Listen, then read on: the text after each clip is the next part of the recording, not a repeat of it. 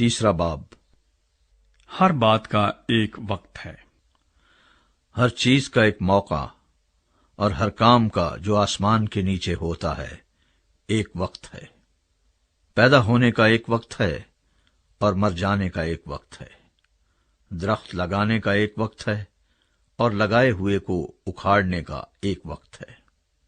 مار ڈالنے کا ایک وقت ہے اور شفا دینے کا ایک وقت ہے۔ ڈھانے کا ایک وقت ہے اور تعمیر کرنے کا ایک وقت ہے۔ رونے کا ایک وقت ہے اور ہنسنے کا ایک وقت ہے۔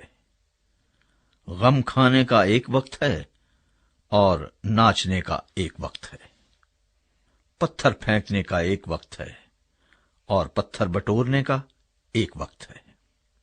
ہم آغوشی کا ایک وقت ہے اور ہم آغوشی سے باز رہنے کا ایک وقت ہے۔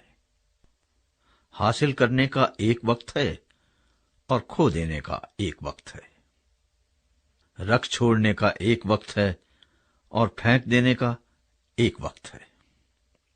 پھاڑنے کا ایک وقت ہے اور سینے کا ایک وقت ہے۔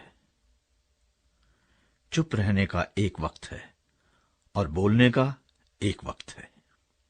محبت کا ایک وقت ہے اور عداوت کا ایک وقت ہے۔ جنگ کا ایک وقت ہے اور صلح کا ایک وقت ہے۔ کام کرنے والے کو اس سے جس میں وہ محنت کرتا ہے کیا حاصل ہوتا ہے؟ میں نے اس سخت دکھ کو دیکھا جو خدا نے بنی آدم کو دیا ہے کہ وہ مشقت میں مبتلا رہیں۔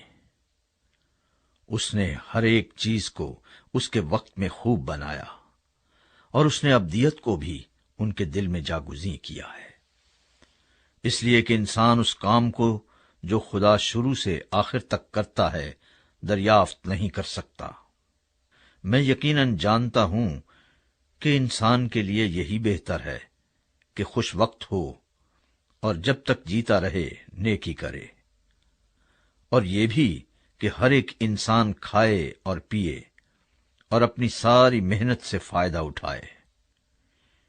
یہ بھی خدا کی بخشش ہے، اور مجھ کو یقین ہے کہ سب کچھ جو خدا کرتا ہے ہمیشہ کے لیے ہے، اس میں کچھ کمی بیشی نہیں ہو سکتی۔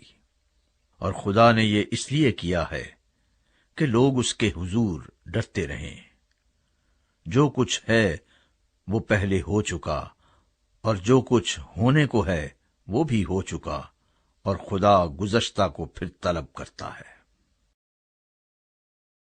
دنیا میں بے انصافی۔ پھر میں نے دنیا میں دیکھا کہ عدالت گاہ میں ظلم ہے اور صداقت کے مکان میں شرارت ہے۔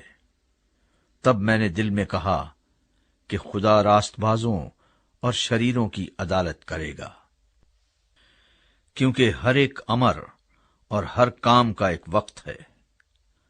میں نے دل میں کہا کہ یہ بنی آدم کے لیے ہے کہ خدا ان کو جانچے اور وہ سمجھ لیں کہ ہم خود حیوان ہیں، کیونکہ جو کچھ بنی آدم پر گزرتا ہے وہی حیوان پر گزرتا ہے۔ ایک ہی حادثہ دونوں پر گزرتا ہے۔ جس طرح یہ مرتا ہے اسی طرح وہ مرتا ہے۔ ہاں، سب میں ایک ہی سانس ہے، اور انسان کو حیوان پر کچھ فوقیت نہیں، کیونکہ سب بتلان ہے۔ سب کے سب ایک ہی جگہ جاتے ہیں، سب کے سب خاک سے ہیں، اور سب کے سب پھر خاک سے جا ملتے ہیں۔ کون جانتا ہے کہ انسان کی روح اوپر چڑھتی اور حیوان کی روح زمین کی طرف نیچے کو جاتی ہے؟ پس میں نے دیکھا کہ انسان کے لیے اس سے بہتر کچھ نہیں کہ وہ اپنے کاروبار میں خوش رہے، اس لیے کہ اس کا بکھرا یہی ہے، کیونکہ کون اسے واپس لائے گا کہ جو کچھ اس کے بعد ہوگا دیکھ لے۔